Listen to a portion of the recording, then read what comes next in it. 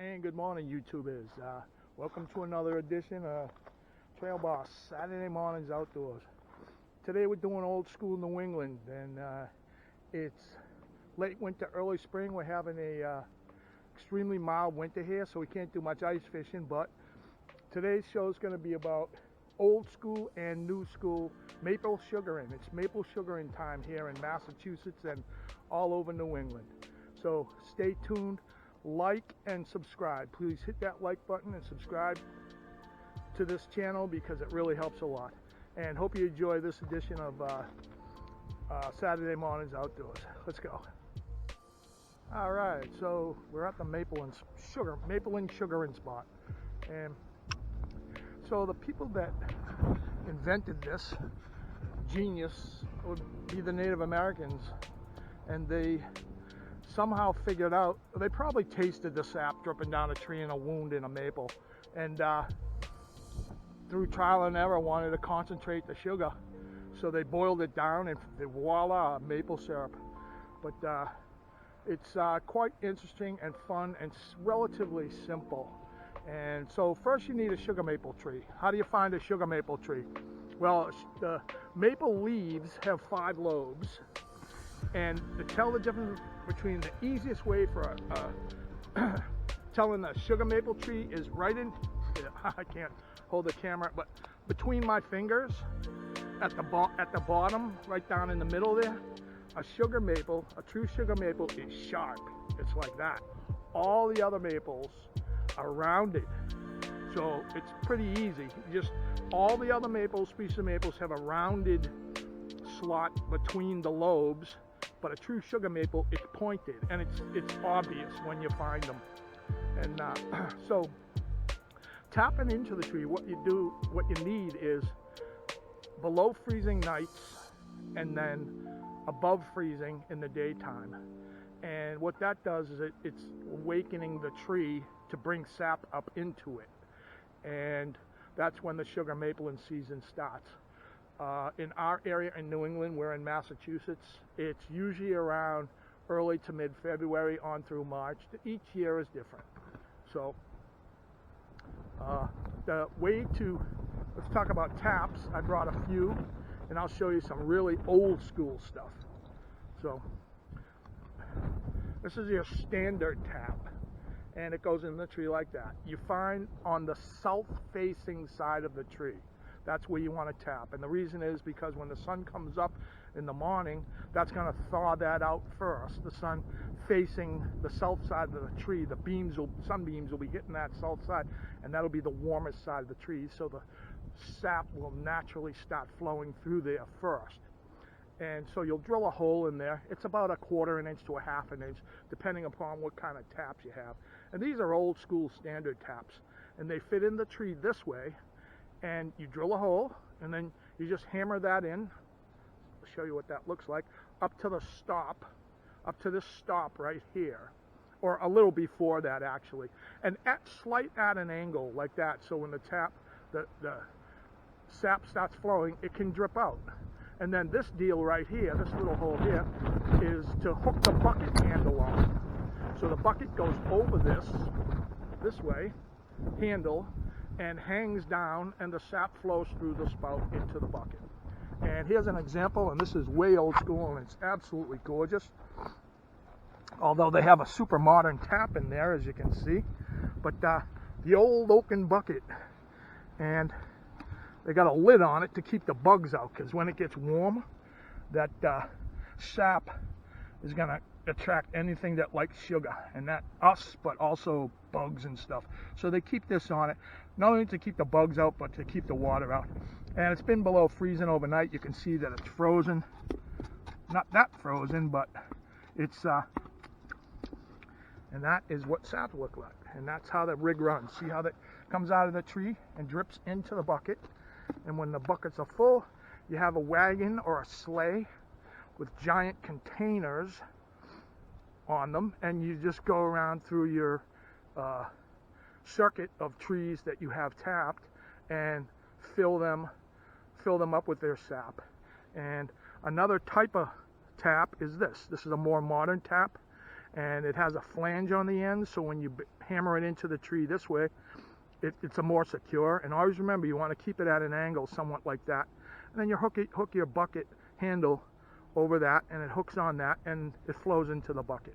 So you can do 2, you can do 200, and the ratio is 8-to-1. So it's 8 gallons of sap equals 1 gallon of maple syrup.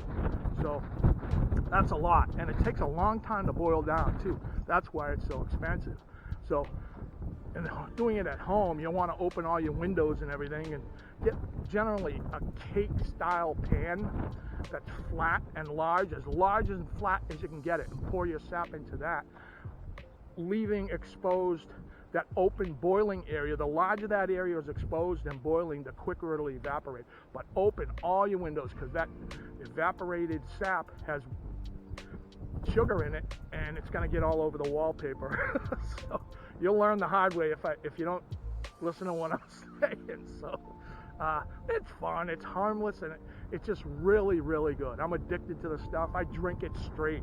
I have a sweet tooth, and I'll take a few gulps of it straight, but it's a lot of fun, and that's how sap is generally made. And there's modern methods where these tubes, the taps coming out of the tree, are connected to tubes into large containers, and in the containers are you won't have to make as frequent trips emptying the buckets. The best way I like to enjoy them is of course on pancakes, but I love bacon, and make a 1/4 pound of bacon and just drown it all in that a beautiful maple syrup. And another interesting fact about maple sugaring is that sugar maple trees have the highest sugar content, but you can make syrup out of many other trees, all the other maple species. And believe it or not, some people make birch syrup, but the thing is that the ratio is 8-to-1 on the maple trees for the maple syrup. It's got the highest sugar content. All the others are lower, lower, lower. So in other words, you gotta be boiling a lot more sap down to make a usable amount of maple syrup, but it is absolutely possible, and it's quite interesting. I've never tried it, but I'd like to try some birch syrup. It sounds delicious, kind of maybe like root beer or something, like sassafras, if you know how to make root beer with sassafras root. But it's kind of a neat thing to know about maple sugar. Used to walk down a country road singing a song, hear me calling your name. Alright guys, and this is the new way that they do it. It's more efficient. They tap the tree here, and they have a whole tube system, and you can see that, and all these tubes just kind of run. I hope the camera picks that up. I'll walk along down in through there, and you can see how it works. And these are full-on sugar maples.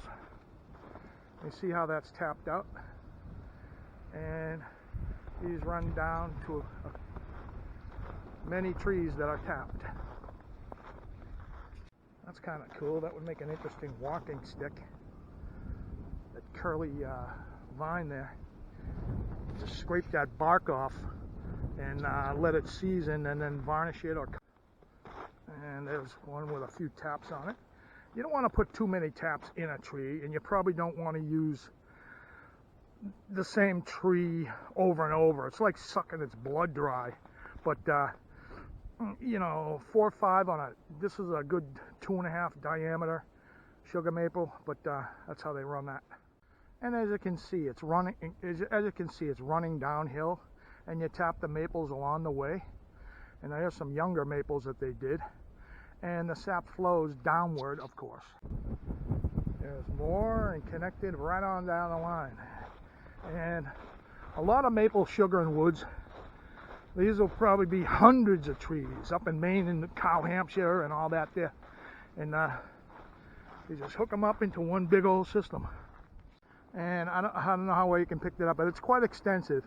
This goes through these woods. There's hundreds of trees tapped in here. And it'll come to a giant tank. and you see this tire tracks. This is the four-wheel drive truck that'll go down and probably check it once a week or once every couple of weeks or so, and collect the sap and bring it. There's some spring right there, and that's a sure sign. Them springs loosening up and flowing like that. Beautiful in here in the woods. And this is where you need to be out here. You come across this kind of stuff in the woods. Hope you can hear me, this wind's starting to pick up. But I thought it was an old graveyard, but I don't know, I can't figure out what it is. The old settlers in a foundation, that don't look like a foundation. And these right here looks more modern. The old Irish, when they buried, they had quarry stone shipped over from Ireland, and they're much thinner, so these ain't gravestones. Don't know what it is, and I'm not in the Hockomock Swamp either. So, interesting though. It's what you see out in the woods. And that, my friends, is where your commercial or good-sized production operations, maple syrup for your pancakes and your corn muffins come from. It's they'll take this to what's called a Sugarin house, which has gigantic size, basically cake pans, but they're 8 feet by 4 feet. Sometime when I have the availability, I'll do a video on that because it's pretty interesting. And it just evaporates it and boils down the maple syrup to the maple sap to actual maple syrup, and you can put it on your pancakes.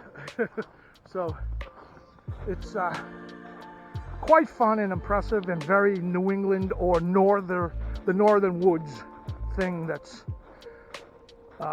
going on this time of year in February. Hope you enjoy. Let you know.